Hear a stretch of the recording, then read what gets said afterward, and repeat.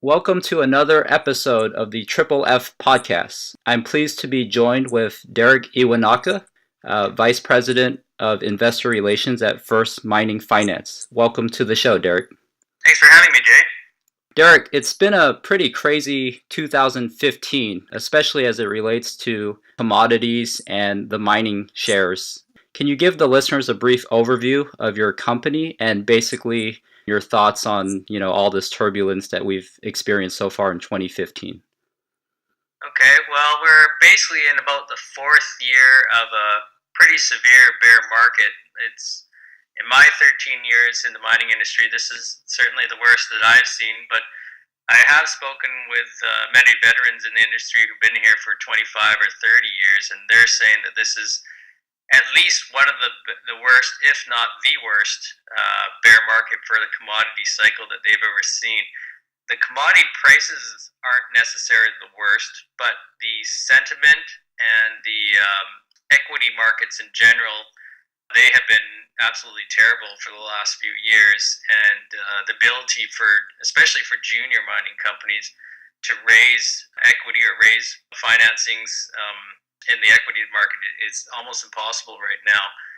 And so that is really the reason behind the creation of our company, First Mining Finance, was to take advantage of current market conditions where they're, at least the worst in the last 10 to 20 years, if not the last 30 or 40 years, and acquire companies that have good assets but are just unable to raise money and take advantage of this market by buying those assets and then banking those assets. Just hold on to them and wait for this market to turn around. And it might take another 2 or 3 years for this market to turn around, but that's fine for our strategy. So we will hold on to these assets until the market turns around, and then we'll take advantage of it by selling those assets when the market turns around. And we may enter into agreements with third parties where they would move the projects forward into either exploration or development. And then we would also hold on to a residual interest in the form of either a royalty or a metal stream or a minority interest, some way that we would generate revenue even after we receive some sort of lump sum payment from these companies. Derek, from what it sounds like from what you're saying, this is a very, very severe bear market. And anyone who is contrarian and is seeking value, I mean, that must be really music to any investor or speculator's ears. And, I'm sure you guys also feel the same way, right? That's exactly right. These bad bear markets are the perfect time to be starting a company like us. And just so your listeners know, if they want to look up somebody like Keith Newmeyer, who's our chairman, who's our founding director and founding chairman of the company, he started two companies also in similar bad markets. One was in 1992. He started a company called First Quantum Minerals. It really got started in the late 90s and kind of took off after that. But he was going around buying assets in Africa in the 90s when essentially nobody wanted to be in mining. That was just around the BRIEX time. So there was a bad BRIEX scandal in Canada in the late 90s. And after that, mining assets all devalued significantly. And that's when he was going around acquiring assets when nobody wanted them. He then went on and did it again. In 2002, he started a company called First Majestic Silver. And same thing, the markets were terrible, and he was going around buying assets, this time silver assets in Mexico. And he was buying them on pennies, for pennies on the dollar, and that's essentially what we're seeing today, but possibly even in a worse condition right now, because mining is essentially hated right now. I mean, you go around to New York and or even in San Francisco to the fund managers, and right now, not a lot of them want to get into this sector right now. They've either been badly burned or they just don't see it turning around anytime soon, and so they're just not getting money. They're just not putting money or deploying money into the sector right now. And so it's a hated sector, and I think that's exactly the time you want to be buying. You want to buy low so you can sell high. Derek, what you're saying, it really resonates with me, and I can't help but think back to that famous quote, when others are fearful, you really need to be greedy, and when others are greedy, you need to be fearful. And if you're trying to make a lot of money, I mean, for the most part, you need to kind of seek out value. And when I look across the board right now and I see the S&P 500, and it's basically trading at or near all-time highs, I happen to live in San Francisco, which is a very expensive market for real estate, and that market is also setting unprecedented, uncharted new record highs.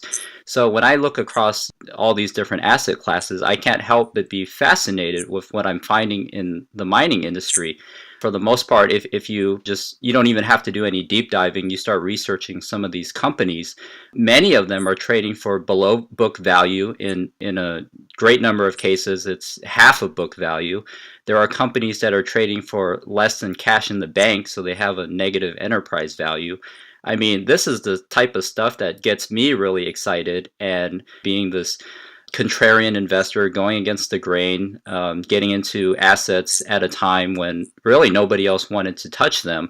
So, when I see this, in a sense, it's kind of deja vu for me. I'm like, where have I seen this before? And to me, it's very much reminiscent of buying real estate back in 2009, 2010, to 2013 kind of period, where you were literally buying, assets for pennies on the dollar. And I see that same kind of sentiment in the mining space right now, where most investors are just, they've either been burned so they don't want to touch it, or they just think mining is kind of a crappy business where it's just perpetually losing money. Jay, you may have seen in our presentation, we have a slide that it says crisis presents opportunities. In that slide, it goes back about 20, I think it's 20 or 25 years of bull and bear markets, and you can see there's usually a couple of years of bull market times, and then there's at least 2 or 3 years of bear market times. And we just finished going through one of the largest bull markets. Essentially, when I started my career in 2003, it was almost all uphill from there. 2008, there was the global credit crisis, and everything came tumbling down. So that was a good 5-year bull market. It quickly turned around and came back up again in around 2010, and 2011 it came right back down again. So there has certainly been some really good opportunities in the mining sector to make a lot of money. From 2002, in late 2002, I started at a company called Bema Gold Corporation. I remember it was the first company I'd ever worked for in the mining industry. My options were at $1.49. That's Canadian, and that stock proceeded to go up past $7 a share. And that was my first, foray into it. I was with the company from 2003, basically the beginning of 2003 up until 2006. It was taken over by a company called Kinross Gold, and that was a terrific experience. And since then, there's been at least a few other opportunities in my career to make some serious cash. And it's been a really tough market for the last 4 years, but I think that we are getting close to a bottom. It might be treading along on the bottom for another year or two, but after that, I think that things will start to turn around, and there's going to be some huge gains to be made here. When it comes to market timing, everybody out there, and I think you would agree, it's impossible to time these things perfectly. Would you say, though, it actually isn't necessary to actually catch the exact market top or bottom? Because if you kind of have, a general sense, an idea of where you stand, then where we are right now in this sector, it's pretty safe to say we're much, much closer to a bottom than a top. And nobody is ever going to be able to time it perfectly, but now is a pretty good time to start getting interested in the sector, whether it's starting to do your research and identifying which companies to purchase, or just nibbling a bit and buying your first few tranches of stocks in high quality companies, since I think the consensus is pretty clear that we're definitely much, much closer to bottoming out than we are to the mean or any kind of top. Absolutely. Like I said, I've been doing this for about 13 years now, And I know what it feels like to be in a bull market, and I also now know what it feels like to be in a very bad bear market, and there's a significant difference. I mean, the conferences that we used to go to, some of them were very large and quite elaborate. Now, most of those conferences are completely canceled. They don't even exist anymore. And I used to look at the boards or the directories at the bottom of the buildings in Vancouver, and I would say 5 years ago, you would see probably 75% of the directory was filled up with mining companies, and they could range from tiny little microcap junior mining companies to very large senior companies. And today, I would say at least 25 to 30% of them have been wiped off the board now. And they're either vacant in those office buildings, or they've been filled with either a biotech or possibly even a marijuana company. So you can really see there's been a drastic change in the sentiment, and it's really filtered out in Vancouver, especially. That's where I'm based, and we've always been heavily reliant on the mining industry. And you can tell there's an economic slowdown here for all the related industries that are connected to mining, whether it be the accountants, the law firms that are doing the auditing work. They're losing clients. The website companies, the website hosting companies, they're losing clients almost on a monthly basis. The TSX Venture, the TSX, all of them losing clients probably on a monthly basis right now. So it's really hurt the sector, and you can tell that this is what a bear market feels like. So all the signs are definitely there, and they're all pointing, in the same direction where, sentiment is just really, really bad, or as worse as it's ever been. For anyone who isn't familiar with the space, they could, easily even track the HUI index or the GDX or GDXJ, and those indexes have all fallen off by 80 to 90%. And the HUI to gold ratio, I think that's bottomed, and that's basically at unprecedented lows right now. So anyone who's just getting into the space, or starting to do their research, I mean, even at first glance you can see, okay, this is a pretty interesting time to be a buyer. With that in mind, what would you say to an investor who's just getting started, and advise them basically why get into junior mining stocks if they could just buy an ETF, or go with the majors such as a Barrick's or a Goldcorp or a Newmont? Well, I was always told from the beginning is you bet on the jockey and not the horse. And so, I mean, companies all have projects, and it's very difficult for the average person, especially if you're not a geologist or an engineer, to figure out which projects are good ones and which ones are bad ones. And that's where you have to rely on the management teams to really decipher or figure out what is a good asset and what isn't. And so you have to really bet on the jockeys. And in our case, Keith Neumeyer is our founding chairman. He's the main reason why all of us joined this team. Everybody knew his track record. In Vancouver especially, he's quite well known in the industry. And we want to attach ourselves with the known winner. I mean, he's done 2 companies where he's taken them over $1 billion market cap.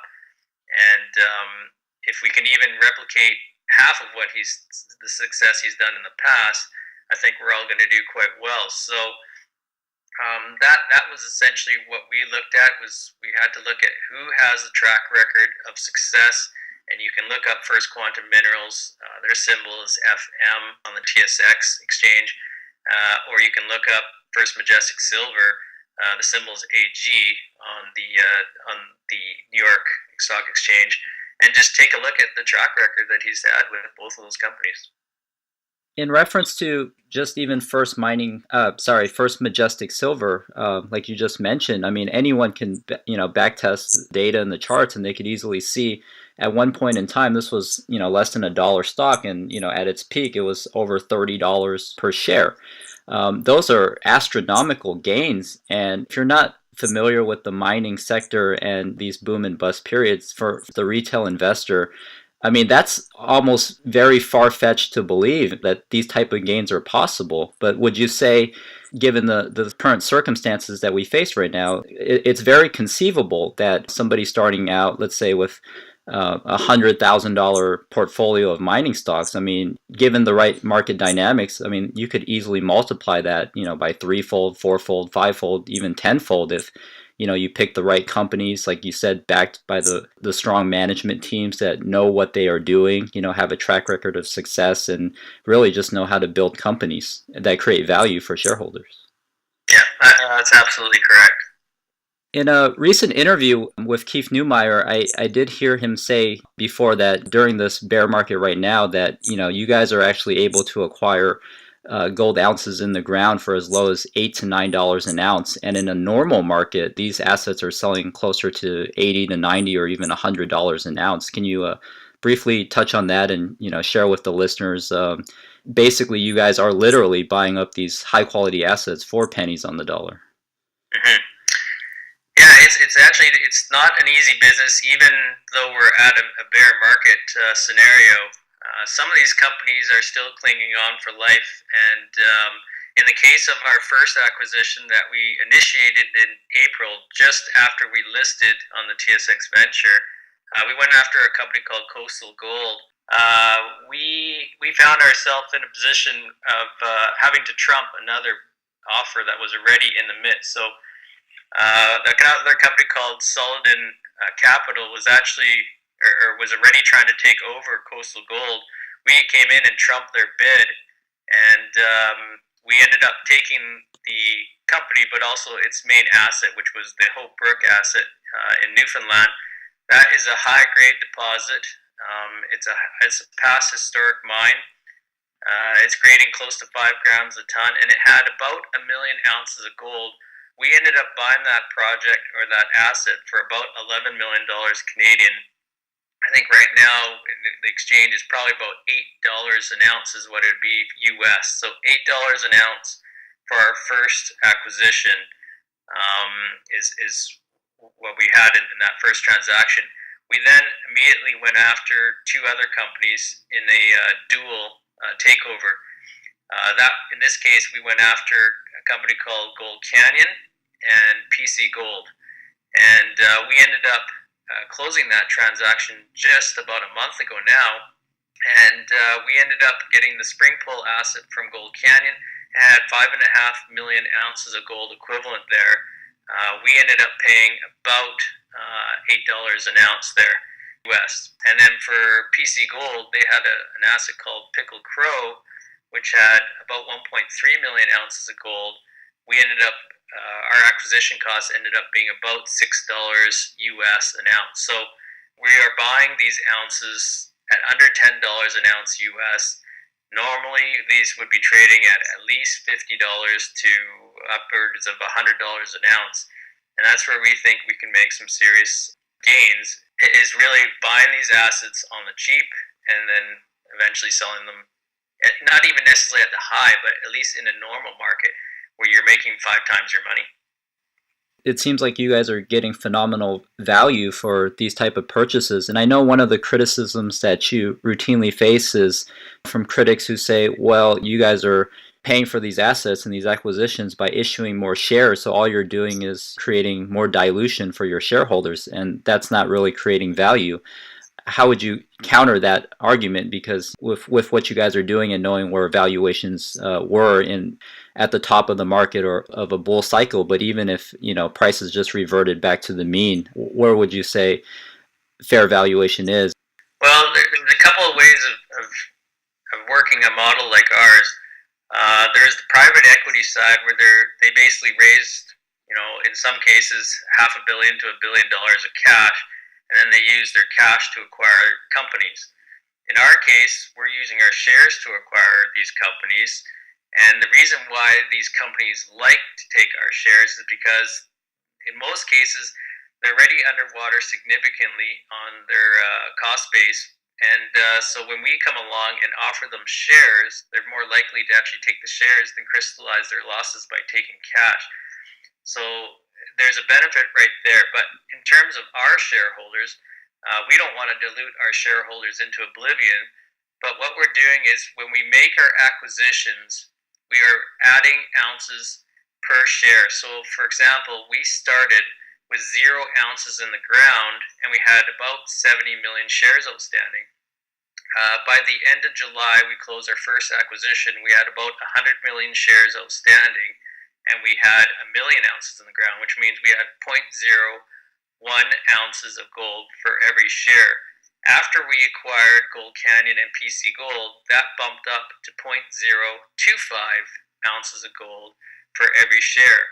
So as you can see, we've more than doubled the ounces per share, and that's how we're building value. Is as long as we can acquire good assets and increase the value in our shares by increasing the ounces per share basis, I don't feel that it's dilutive. It's actually accretive to make these acquisitions.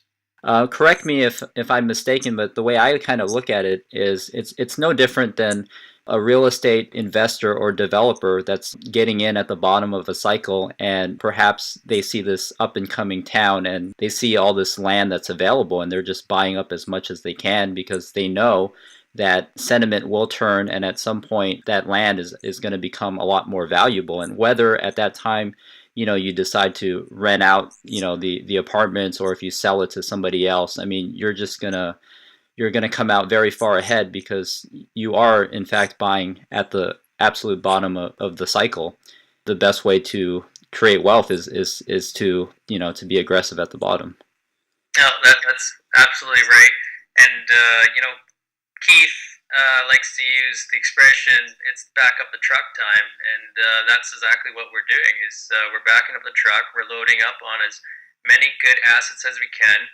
These assets aren't easy to find because, well, to be quite honest, there's a lot of garbage out there, and we have to sift through that garbage and find the good assets out there and do our due diligence and figure out which ones are going to be economic. And that's one piece of criteria that's really important, is when we're acquiring these assets, we're looking at assets that are actually economic at today's gold prices. So these assets are not being developed because the market sentiment is so bad. It's not because of the gold price that's used to actually make these things economic. So, for example, Gold Canyon, we are buying that asset or buying those ounces for less than $10 an ounce, but not only that, those are economic ounces. If in a regular market, this mine could be put into production and it would be economic at today's prices. If you use $1,100 gold, and let's just say we use a 0.75 exchange rate for the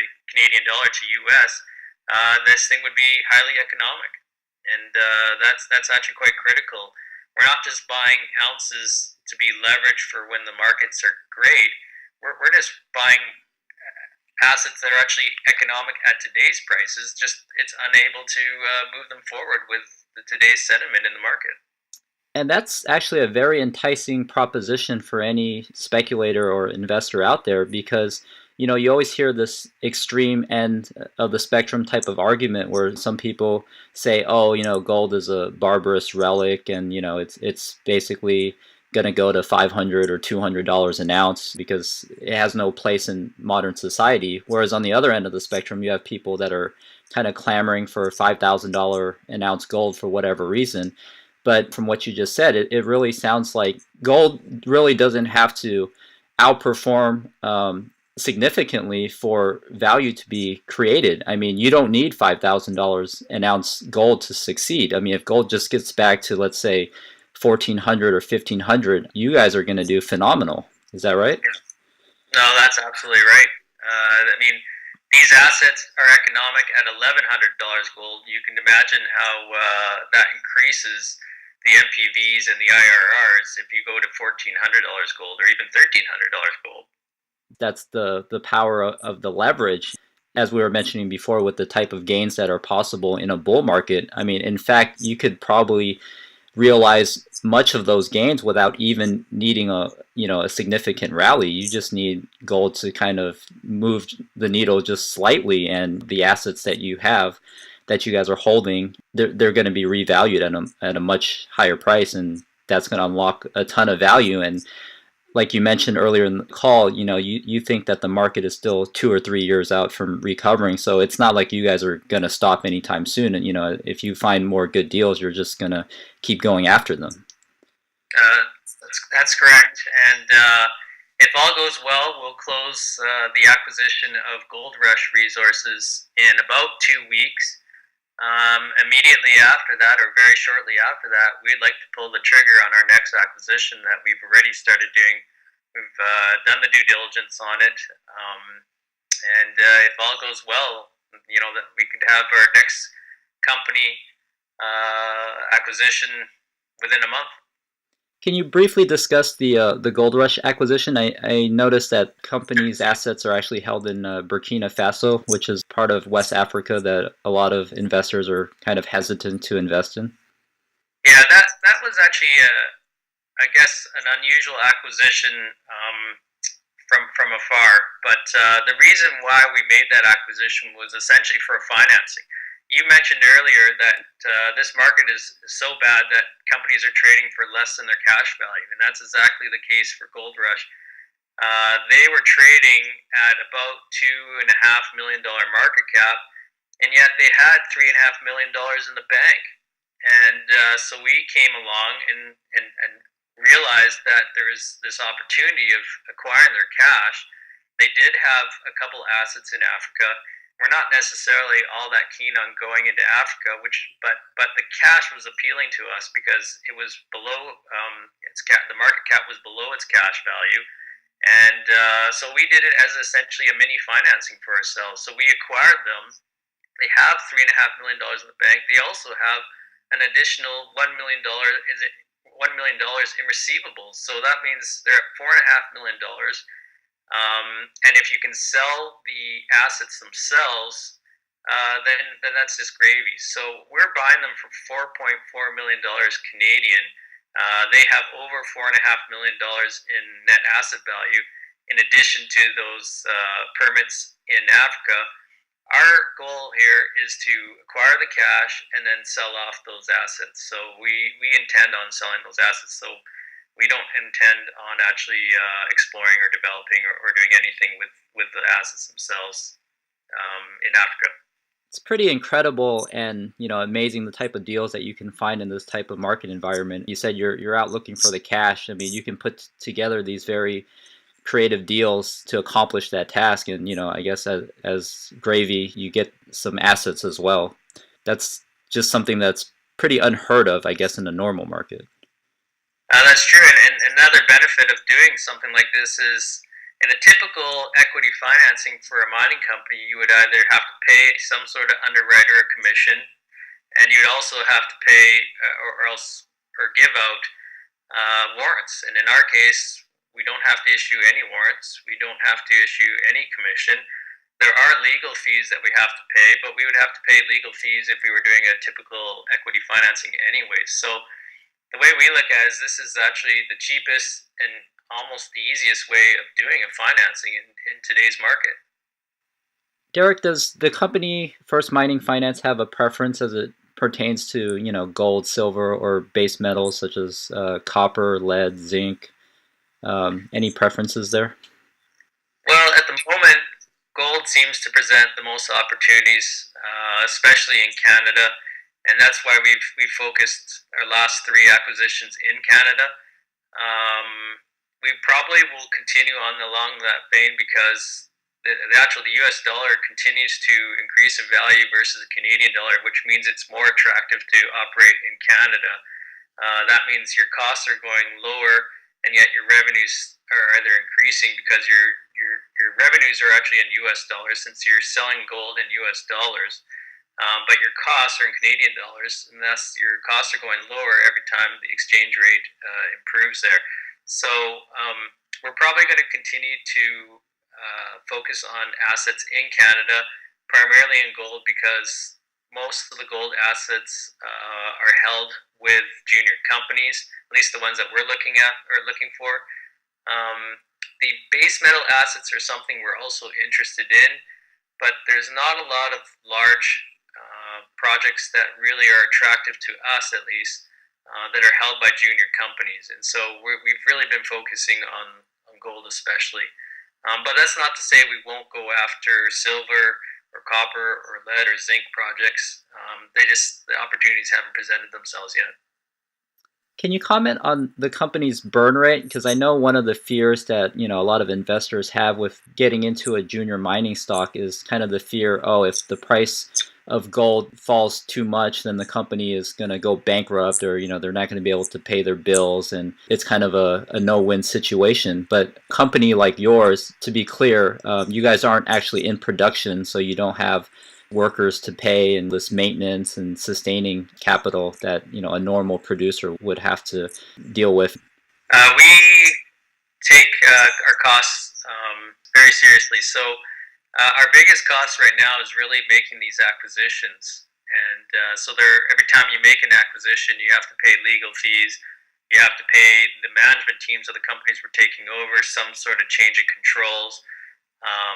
And then there are some closing fees. So each acquisition is probably costing us, at least $250,000 to $300,000 or $400,000 to do everything. But that's probably one of our biggest costs.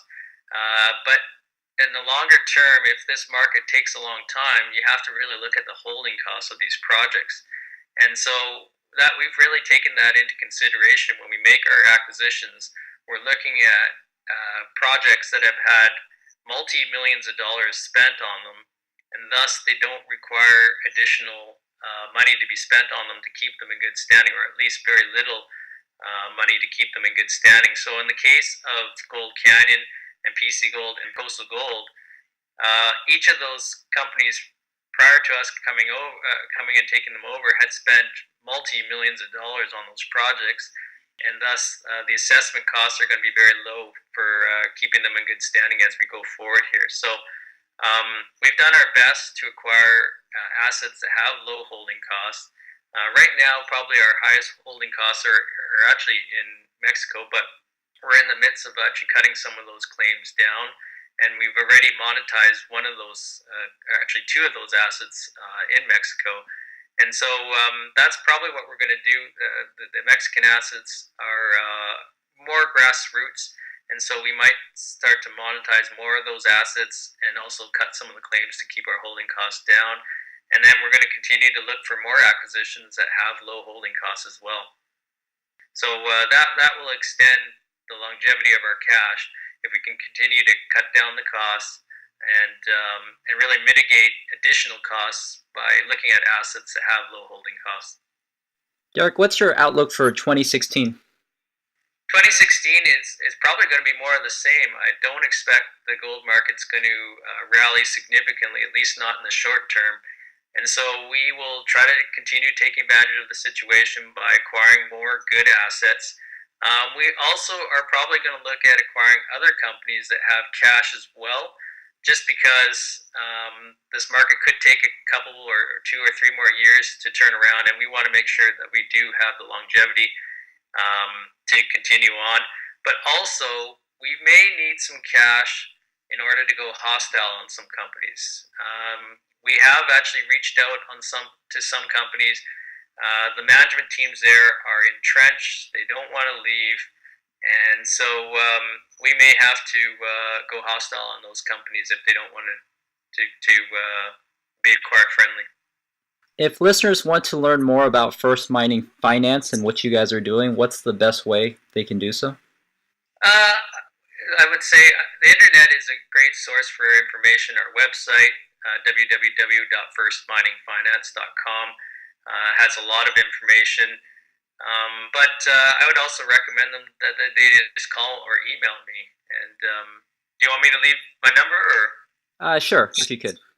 So my number is 604-639-8824. You can also reach me at info@firstminingfinance.com. Derek, thank you very much for your time, and best wishes for 2016, and a Happy New Year. Jay, thank you very much for taking the time with me today, and I hope your listeners enjoy the dialogue. But if I encourage them to do their own due diligence. And I wish everybody, and especially yourself, a happy new year.